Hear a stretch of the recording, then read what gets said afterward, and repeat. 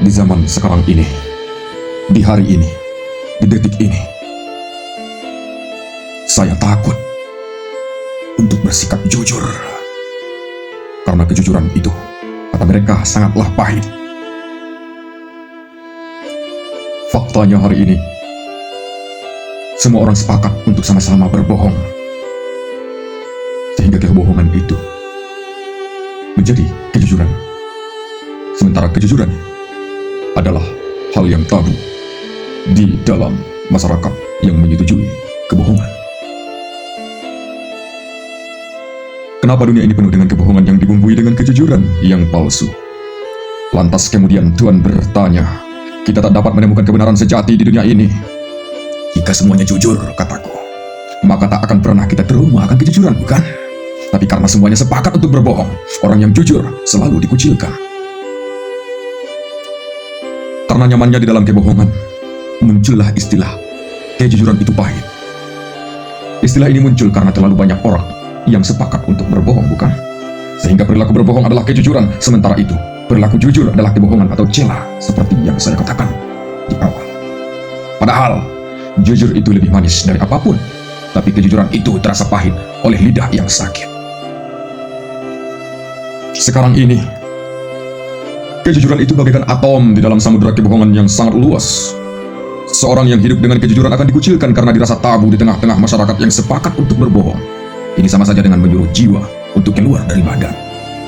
Jika memang demikian, maka siapa sebenarnya yang hidup sebelum hidup dan yang sudah mati sebelum dia mati? Lalu apa yang akan dilakukan oleh orang tersebut? Apakah ia harus hidup sebatang kara? Bukankah itu sama saja membunuh secara perlahan? Siapa yang terbunuh?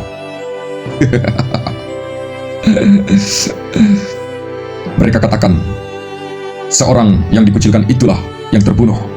Akan tetapi saya katakan, merekalah yang terbunuh oleh diri mereka sendiri, bukan?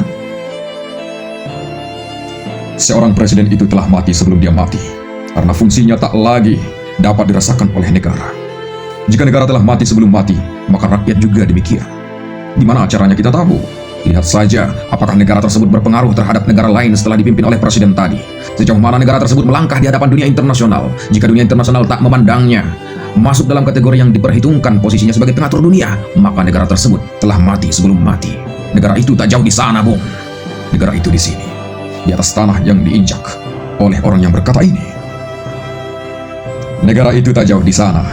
Negara itu ada di dalam setiap diri manusia. Seorang bayi yang lahir hari ini di negara yang sakit, ia menangis karena sulit untuk menerima kenyataan yang begitu pahit dan masuk neraka sebelum masuk neraka. Dihukum tanpa sempat membela diri. Sementara di belahan bumi lain, bayi-bayi itu menangis terharu karena begitu senangnya dan tak sabar untuk menerima fakta bahwa ia akan hidup di dalam surga sebelum surga. Bagaimana mungkin kita tetap bisa mengatakan bahwa negara ini masih berdaulat? Bukankah kedaulatan itu ada di tangan bayi-bayi itu? Demikianlah diri sebelum diri. Manusia terkadang sudah menjadi bangkai sebelum menjadi bangkai. Setiap manusia adalah presiden yang memimpin rakyat-rakyatnya. Jika presidennya sakit, maka rakyat-rakyatnya juga akan ikut sakit. Begitulah hakikat diri dari si manusia itu sendiri. Terima kasih.